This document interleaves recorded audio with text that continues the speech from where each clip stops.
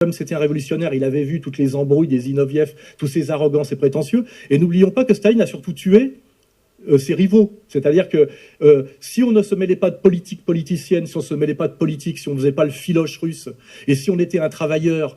Bon, la paysannerie, c'est encore autre chose. Il y a un autre aspect, évidemment. C'est plus discutable, mais parce que ça, c'est l'éternel côté traditionnaliste et voire réactionnaire de la paysannerie. Ça, c'est autre chose. Mais si on prend la classe ouvrière urbaine, ce qui correspond justement à la spécificité de l'URSS, puisque c'est de l'industrialisation forcée sur un empire globalement paysan, l'ouvrier moyen n'a eu qu'à remercier Staline, et c'est pas pour rien qu'il a accouru pour pleurer sur sa tombe. N'oublions pas, il y a eu des morts, tellement il y a eu de foules, 2 millions de types pour pleurer Staline, parce que Staline leur a tout donné en réalité. Hein. Il leur a donné les logements sociaux, la médecine gratuite, les vacances, et regardez les lieux de congés payés pour les ouvriers russes, c'était dans les anciens palais comment dirais-je, des Russes blancs. Hein. Il y a indéniablement chez Staline un sérieux, je dirais, socialiste de ce point de vue-là, même si c'est un socialiste d'État, etc., c'est que tout ce qu'il a fait, il l'a quand même fait pour le peuple du travail russe. C'était le grand bénéficiaire de l'URSS, c'est le peuple du travail russe, qui fait effectivement que la bourgeoisie émergente, qui a été court-circuitée après Kerensky et qui n'avait pas eu le droit à son passage à la caisse, c'est normal qu'elle se déteste. Et ça, malgré tout le respect qu'on peut avoir sur Solzhenitsyn, c'est ça qu'incarne Solzhenitsyn. Il incarne un peu comme les mecs qui étaient derrière Fillon, qui se sont fait court-circuiter par Macron, alors qu'ils pensaient que c'était leur tour et que leur tour viendra jamais, quoi. Hein, voilà. Donc ça, c'est toutes les raisons pour lesquelles je dis, il n'est pas question de dire du bien ou du mal de Staline. C'est un grand personnage historique. Il a gagné. Donc quand en général on a gagné, c'est qu'il y a des raisons objectives et des qualités personnelles qui fait que, à mon avis, à un moment donné, le fruit était mûr. Hein. Et faire l'apologie du tsarisme et en réduisant l'URSS, 70 ans d'épopée nationale socialiste dans l'acception inverse de celle de Hitler, c'est stupide. Il faut essayer de comprendre pourquoi il a pris le pouvoir, pourquoi il s'est devenu la deuxième puissance du monde, pourquoi il y a eu cet énorme bond en avant, et pourquoi à un moment donné, par contre, à partir des années 60, et encore plus les années 70, ça s'est tout pété la gueule. Hein. Ça, parce que aussi, c'est pareil. On peut pas dire non plus que c'est un méchant complot et que l'URSS a été trahi et qu'il faudrait faire comme il s'appelle, Colomb, là, celui qui m'emmerde en ce moment. Genre, il faut recommencer à tout prix. Non, l'histoire est une totalité dialectique en transformation permanente, et il n'est pas question d'être néo-stalinien. Il est question de remettre Staline à sa place. Et ce qui m'insupporte, moi, c'est à un moment donné où on a parlé, par exemple, du bilan de 100 millions de morts du communisme. Intellectuellement, ça ne veut rien dire. C'est comme ça, quel est le bilan en nombre de morts du capitalisme? Alors tu mets quoi? Les mecs qui ont chopé la grippe là-dedans? Les mecs qui se sont fait écraser par une Rolls? Les guerres? Enfin, ça ne veut rien dire. Et là, ce qui m'agace, c'est qu'aujourd'hui, on est dans une période de vengeance on va dire, des intellectuels petits bourgeois et moyens bourgeois, qui se vengent de l'hégémonie du marxisme universitaire, qui a quand même été très pénible après 1945, car n'oublions pas que le triomphateur de Hitler et du nazisme, c'est pas les Américains, c'est Staline et le peuple russe. Et ce qui veut dire qu'après-guerre, ils ont eu un énorme prestige, et que ce prestige, ils l'ont monnayé. C'est-à-dire que l'université française est passée globalement sous la coupe des communistes, et que ça a agacé évidemment beaucoup d'intellectuels bourgeois de droite, légitimement, et que quand l'URSS s'est effondrée et que toute l'élite universitaire française a perdu la main, c'est les années 80, hein, les intellectuels bourgeois se sont vengés. Mais ils se sont vengés aussi brutalement et aussi peu intellectuellement que la façon dont les autres s'étaient mis à régner sans partage, à coups d'anathème, déviationnisme petit bourgeois, etc., en mettant du matérialisme dialectique de type jdanovien partout, et en faisant de la scolastique marxiste, ou en trahissant le marxisme. De toute façon, à moins d'avoir un QI de 150, on ne peut que trahir le marxisme, tellement c'est compliqué, subtil, profond et ambivalent, puisque la pensée dialectique, par essence, n'est pas une pensée dualiste. C'est un monisme dialectique. Donc c'est en permanence réversible, et c'est d'ailleurs à la fois compliqué parce que on peut facilement s'en servir pour faire de l'enculage de mouche, ce qui a été le cas. Donc moi, ma défense de Staline, elle est celle-là. C'est déjà qui aurait osé lui tenir tête à l'époque, parce que c'est facile de je veux dire, comme on le dit, même un âne peut donner un coup de pied à un lion mort. Hein. C'est facile aujourd'hui d'être anti-stalinien. Il fallait oser l'être à l'époque. Il fallait aussi oser l'être de manière cohérente et sérieuse, alors qu'on n'est jamais sorti de la propagande de guerre en réalité, que ce soit pour ou contre. Hein. C'est ça qui est tragique, c'est que même encore aujourd'hui, On a mis récemment sur le site les vraies statistiques par des croisements d'archives, etc., de ce qu'a été le goulag. Et on voit qu'on est dans les chiffres présentés aujourd'hui, on est, d'ailleurs comme pour l'antinazisme de combat, on est, que ce soit sur la critique du stalinisme ou la critique du nazisme, dans de la propagande de guerre, alors qu'on est 70 ans après la guerre. Et moi, je pense qu'il faut oser le révisionnisme intégral, c'est-à-dire le révisionnisme sur les questions qu'on n'a pas le droit d'aborder par la loi Fabius-Guessio, mais aussi le révisionnisme sur la propagande de guerre anti-stalinienne, parce qu'il n'y a pas besoin de ça pour critiquer, on va dire le stalinisme, qui, d'ailleurs, on lui imputerait d'ailleurs l'effondrement de l'URSS. Je rappelle qu'il est mort en 52 53, ouais. 53. Donc, mais ce qui est sûr, c'est qu'à la fin, ça s'est pété la gueule, que c'était par les blouses blanches. Là, enfin, c'est-à-dire qu'ils l'ont laissé mourir. Au lieu de le soigner, ils l'ont laissé mourir. Mais il est quand même mort dans son lit. Hein, c'est quand même... À côté. Oui, enfin, il n'a pas été assassiné, ni dépossédé de son pouvoir officiellement. Il n'a pas fini comme Mussolini, comme Hitler, comme Napoléon, etc. C'est le tyran qui est mort dans son lit quand même officiellement, ce qui veut dire que c'est le record d'efficacité, on va dire. Voilà. Donc je pense que ça... Et d'ailleurs, Alain Soral, on ne comprend pas bien pourquoi Hitler, qui fait l'éloge de Staline dans son testament, a-t-il voulu sa destruction, la destruction du judéo-bolchevisme? Je crois qu'on a déjà tout dit là-dessus, non? C'est parce que Hitler avait une culture raciale, il pensait que les Slaves étaient des sous-hommes, et cette théorie était justifiée par l'espace vital, qui est une réalité, c'est que les Allemands, qui partant de la Prusse de Frédéric II, et qui était une petite chose, hein, est devenue la puissance continentale, c'est-à-dire un géant avec des vêtements trop petits, c'est-à-dire que les Allemands avaient vraiment un problème d'espace vital. Et cet espace vital était à l'Est. Donc pour justifier d'envahir des territoires et de massacrer des populations, si tu n'as pas pour toi l'Ancien Testament et les Rothschild, tu produis une théorie raciale, c'est-à-dire c'est pour ça que le national-socialisme allemand est racial, parce que c'est un national-socialisme qui est intéressant d'un point de vue économique, mais qui a besoin d'espace vital et qui peut ne conquérir sur la Pologne et sur l'Est slave que par une idéologie inégalitaire, c'est-à-dire les Slaves sont des sous-hommes, et quand en plus les Slaves, qu'on considère comme des sous-hommes, sont le berceau du danger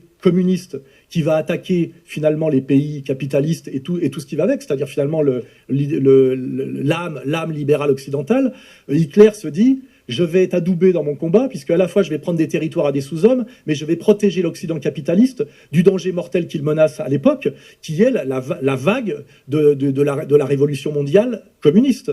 Donc Hitler se retrouve pris là-dedans, parce qu'effectivement il a ce problème d'espace vital.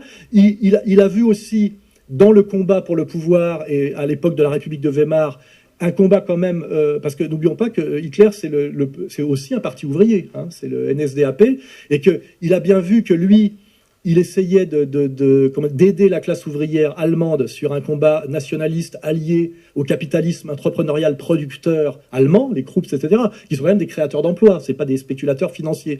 Et que face à lui, il avait des agitateurs communistes, souvent issus de la bourgeoisie juive ashkénaze, financés, c'est assez vérifiable aujourd'hui, par des banquiers souvent américains, et qu'il y avait donc un combat pour le contrôle de la colère ouvrière et de se servir de ce marteau qui était la classe ouvrière, et Hitler se sentait plus légitime pour représenter la classe ouvrière allemande que des manipulateurs juifs ashkénazes, russo-polonais les trois quarts du temps. Hein. Voilà, donc dans ce contexte-là, alors que Hitler, Staline, lui, c'est un autre problème. Il fait la révolution avec eux, en réalité. Et lui, c'est un Géorgien. Dans la révolution bolchevique, sur 10 mecs, il y a 8 juifs et 2 Géorgiens. Il n'y a pas un Russe. Et c'est une entreprise de dérussification, hein, dans un premier temps. Et c'est la re-russification de l'URSS se fait par la Grande Guerre patriotique, parce que pour la gagner contre les Allemands, il faut jouer du patriotisme russe. Et comme on est déjà sur l'idée de la révolution dans un seul pays, c'est-à-dire que Staline convertit la révolution mondiale en prise de pouvoir nationale, puisqu'il rompt avec comment dirais-je, la conception, on va dire, qui est devenue trotskiste, c'est-à-dire que la révolution doit être menée dans tous les pays ou pas.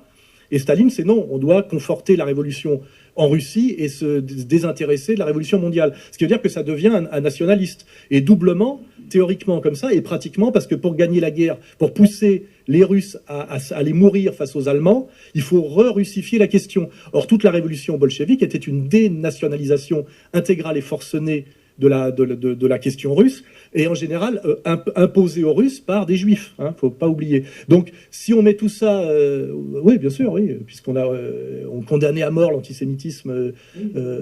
Et puis, en plus, tout ça n'a pas été fait par Staline, ça a été fait dès Lénine. Tout ce mensonge de dire que Trotsky, c'est l'intello, Lénine, c'est le mec qui a mis le truc en place qui était bien et que c'est Staline qui a tout foutu en l'air, est faux de A à Z. Avec Lénine et Trotsky, tout est déjà en place. Tout est déjà en place. Voilà, donc là, on pourrait gloser pendant des millénaires là, sur tout ça. Mais ah non, c'est pas contradictoire. Je vois sourire Vincent. Je pense que tu penses que c'est contradictoire. J'ai bien dit que la révolution de février avait satisfait les milieux juifs et les milieux d'argent, et que j'ai prouvé ils n'avaient pas soutenu la j'ai révolution d'octobre. prouvé qu'ils n'avaient pas les milieux juifs n'ont pas soutenu ni la révolution d'octobre ni même la guerre de civile. toute façon, des milieux juifs, il doit y en avoir plusieurs. Mais après le pouvoir de Lénine, je l'ai bien dit, après que Lénine ait pris le pouvoir, dès l'installation de la victoire, ils vont se précipiter. Excuse-moi, mais ça, historiquement, c'est ce que font toujours les Juifs. Oui, non, mais voilà, c'est ce que non, j'ai. mais je veux dire, c'est pas antisémite de le dire. Donc c'est quand même, on n'est pas en contradiction avec Alain. C'est février qui a été soutenu par les Juifs new-yorkais. Oui, c'est-à-dire que je comprends ce que tu veux dire. C'est-à-dire que on a beau être assez critique sur une certaine question, réduire l'épopée de l'URSS à un complot juif, c'est un peu simple. Et je ne vois pas comment, quand on a une vraie culture sérieuse et qu'on n'est pas totalement dans la mystique, c'est un peu léger, quoi. Voilà, c'est un peu léger. Et même moi, qui suis pas réputé pour être un philosémite de combat, je n'en arrive pas à ça. Voilà.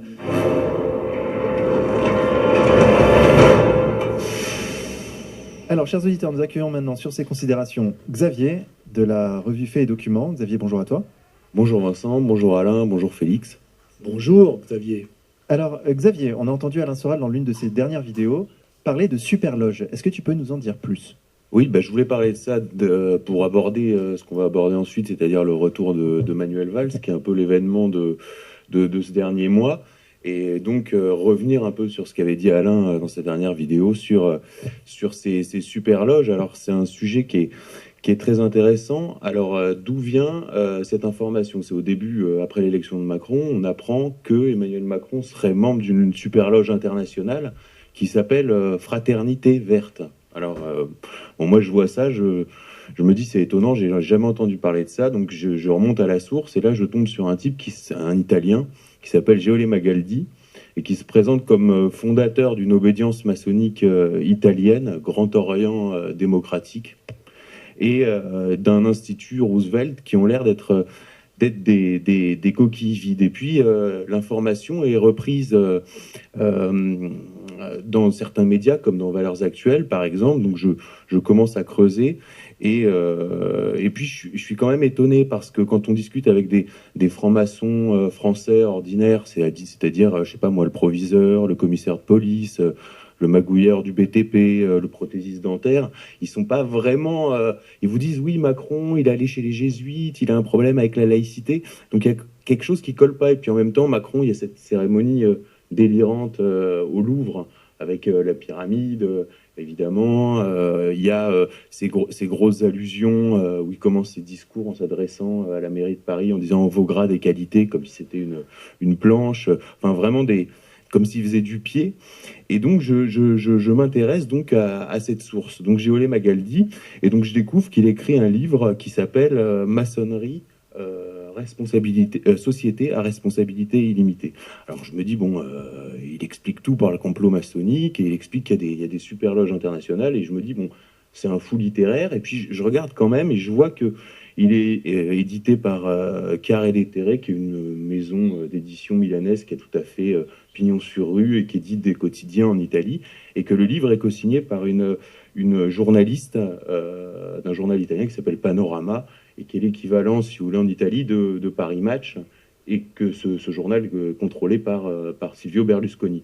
Donc je me dis quand même, ça vaut le coup de jeter un œil, puisque la source n'est pas... c'est pas une autoproduction d'un type dans son coin. Et donc ce Geole Magaldi écrit donc ce livre où il explique qu'il y aurait 36 superloges internationales qui seraient divisées en deux camps. Et lui écrit le livre pour défendre un des camps contre l'autre. Et il explique donc qu'il y a parmi ces 36 super-loges, des loges à peu près la moitié qui seraient progressistes et l'autre moitié qui serait aristocratique. Donc la première